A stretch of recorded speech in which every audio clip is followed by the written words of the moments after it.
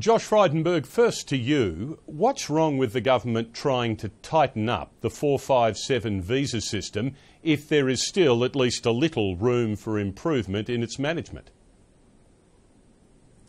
Good morning, Tim. I mean, the point about the 457s is it's a smokescreen, and the Labor Party is just responding to its paymasters in the union movement by raising this issue.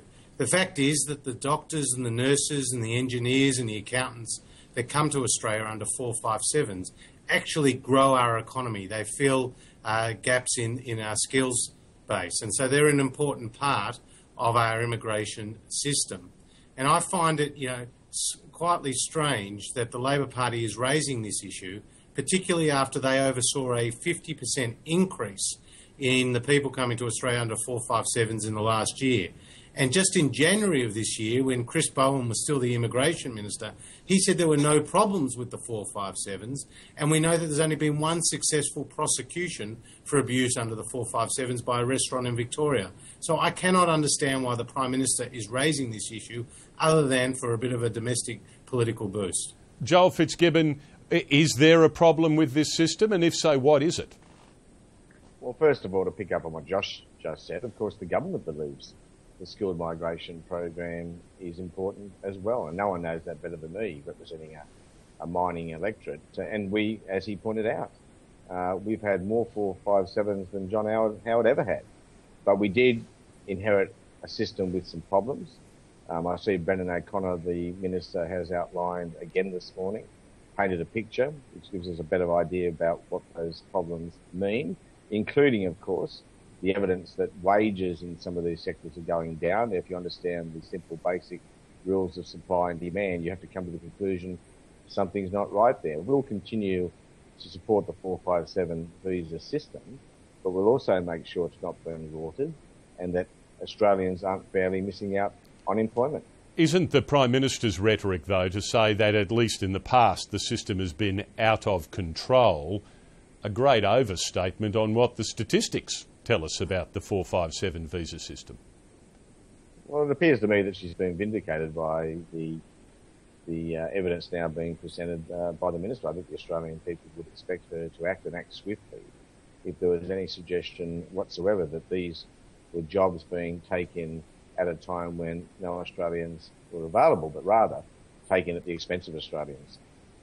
Josh Frydenberg, your view on whether this is this has some election, pre-election context to it, this debate?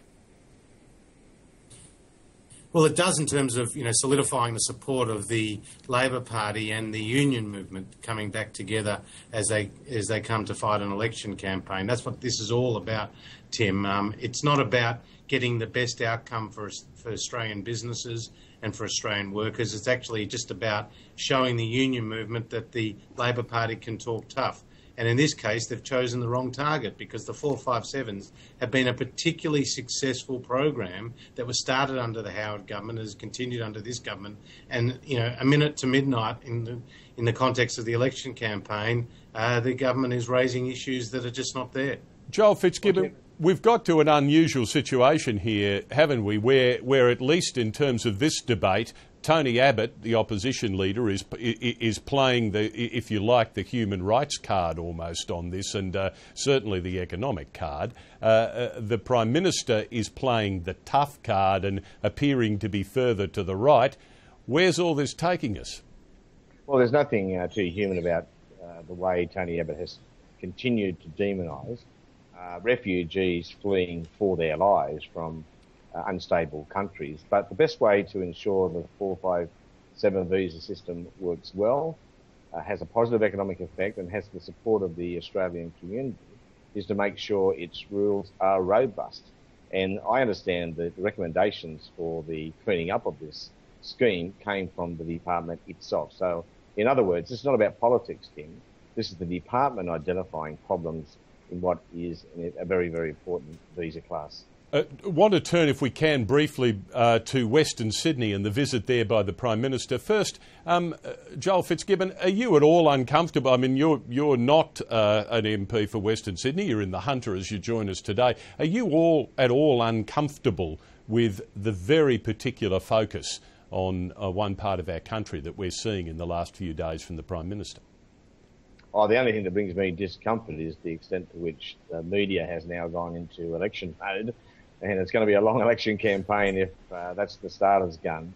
But no, look, I think it's a good thing that she's out in Sydney's West, talking to people, getting a better feel for the challenges out there, meeting up with local MPs, doing local things. She comes to the Hunter as well, has done so. I'm sure she'll do it again in the future. She can't be all places at once, so I think it's a net positive for the party and for the government. And no sort of traditional election campaign style street walks or those endless walks that we see through the shopping centres and the holding the babies yet. Where's that part of this trip gone, or was it never going to happen? Oh, it just appears to me, Tim, that it wouldn't matter what she did, it would be wrong. That seems to be the mindset and the attitude of the media at the moment. We'll see how the rest of the week pans out. It's only Wednesday. She's got a few days there yet. And I've no doubt you'll see her out there pressing the flesh. Josh Frydenberg, you're a long way from Western Sydney, or a fairly long way from Western Sydney. Does the focus on that part of the country, not only, I should say, by the government, but to some extent by your party as well, by the opposition, does that worry you at all or not? Look, I mean, I think if the Prime Minister was making a real visit to Western Sydney, that would be okay, but this has turned out to be a stunt.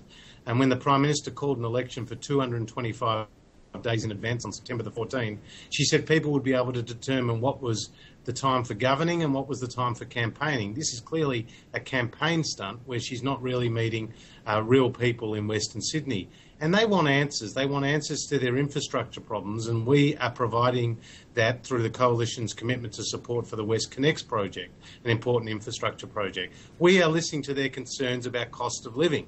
So that's why we're going to remove the carbon tax. We're going to listen to their concerns about border protection. So that's why we believe we can do more to stop the boats.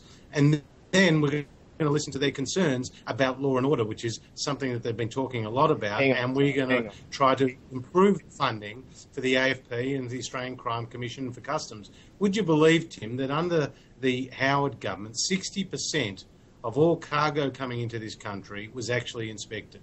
Now it's just down to 8% because this government's ripped $60 million out of customs. It's ripped $250 million out of the AFP. But perhaps, and it's ripped $22 million perhaps before we get too far down this line, Josh, we should give Joel a chance to come in on a couple of those points. Joel, you're...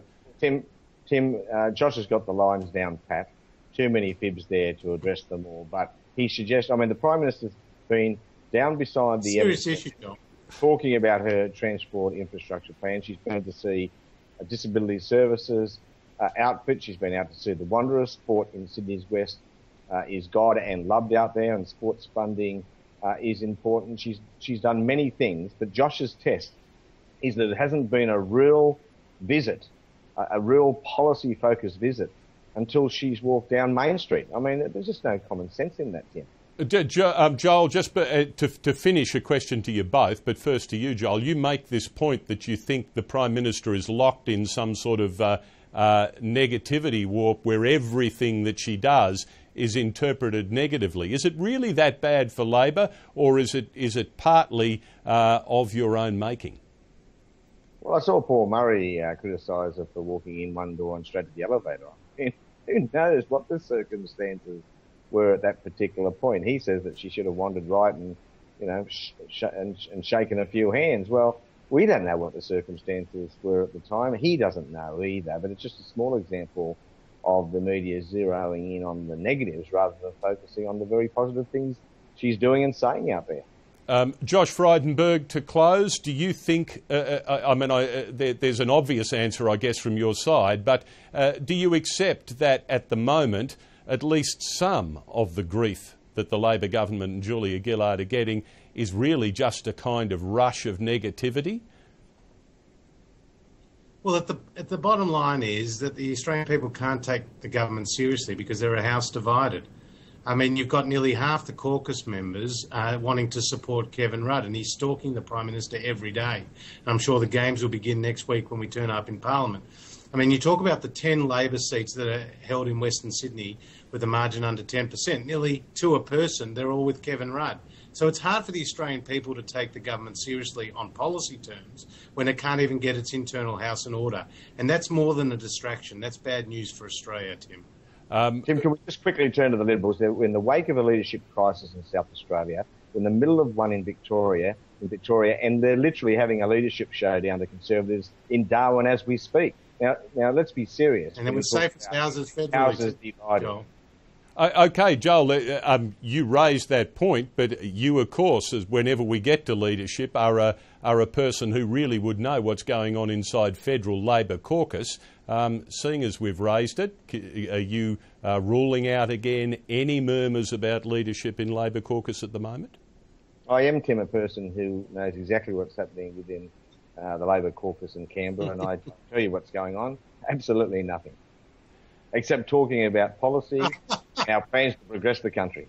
A loud laugh from Melbourne, but which is probably a pretty good place to leave it. Josh Frydenberg in Melbourne and Joel Fitzgibbon in the Hunter. Been great to have you on as always. We'll chat again next week, eh? I wish Ted Bailey the best. Thanks, Tim. Thanks, Joel. Thank you both. Happy counting, Joel.